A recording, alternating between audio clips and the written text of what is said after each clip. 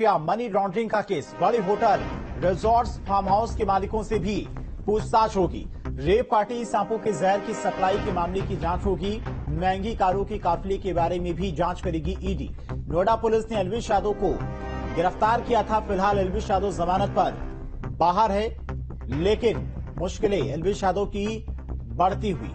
ED ने money laundering का case दर्ज किया है और सोशल मीडिया पर जो कई वीडियो वायरल किए जाते थे जिसमें एल्विश यादव के काफिले में कई सारी कारें दिखाई देती थी, बड़े बड़े रिजॉर्ट और होटल दिखाई देते थे, उनके बारे में भी मनी लॉन्ड्रिंग जांच करेगी। और इसी खबर पर तमाम और जानकारी के साथ में संवाददाता निखिल हमारे साथ जुड़ गए हैं।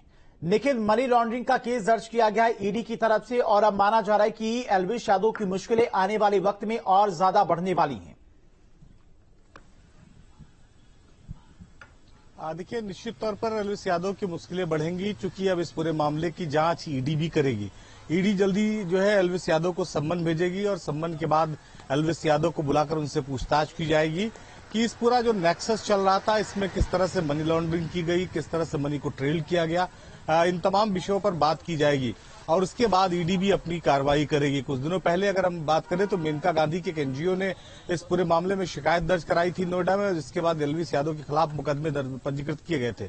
जब पुलिस ने इस पूरे मामले की जांच की तो शुरुआती दौर में ये पता चला कि एल्विश अपने तमाम सहयोगियों के साथ रेप पार्टियों में जो है वो सांपों को सप्लाई करता था, उनके जहर को सप्लाई करता था, जिसके बाद इस बात के बहुत सारे वीडियो जो चूंकि सोशल मीडिया पे उपलब्ध थे तो उसमें पुलिस ने कार्रवाई की और एल्विश यादव की फिर गिरफ्तारी हुई।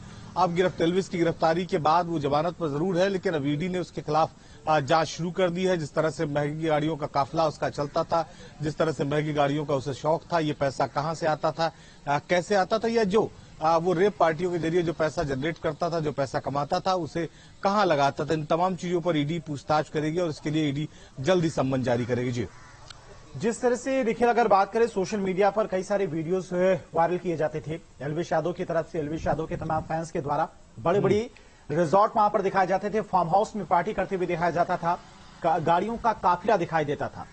अब इनको लेकर भी ईडी अपनी जांच आगे बढ़ाने वाली है। जो गाड़ियां उन तमाम काफिले में दिखाई देती थी, उन गाड़ियों से भी, उनके मालिकों से भी पूछताछ होगी। साथ ही साथ जिन रिजॉर्ट में बड़ी बड़ी पार्टियों को ऑर्गेनाइज किया जाता था, उन रिजॉर्ट मालिकों से भी ईडी पूछताछ करेगी।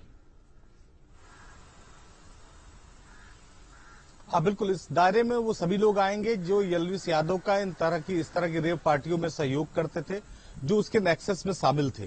चूंकि एल्विश यादव बड़ी रेप पार्टियां ऑर्गेनाइज करता था नोएडा में और नोएडा के आसपास के इलाकों में, लिहाजा ईडी की नजर इस बात पर है कि जो पैसा इन रेप पार्टियों के जरिए एल्विश यादव इकट्ठा करता था, उन पैसे को कहाँ इन्वेस्ट किया जाता था, उन पैसों को किस तरह से इस्तेमाल किया जाता था। जो महंगी गाड़ियां उसके काफिले में दिखाई पड़ती थी, वो क्या एल्विश यादव की हैं या उसके सहयोगियों की है, या इन गाड़ियों का मालिक कौन है। जहां तक जिन फार्म हाउस में ये रेप पार्टी ऑर्गेनाइज की जाती थी, उन फार्म हाउस का मालिक कौन है और उसका किस तरह से डील एल्विश यादव के जरिए एल्विश यादव से होती थी।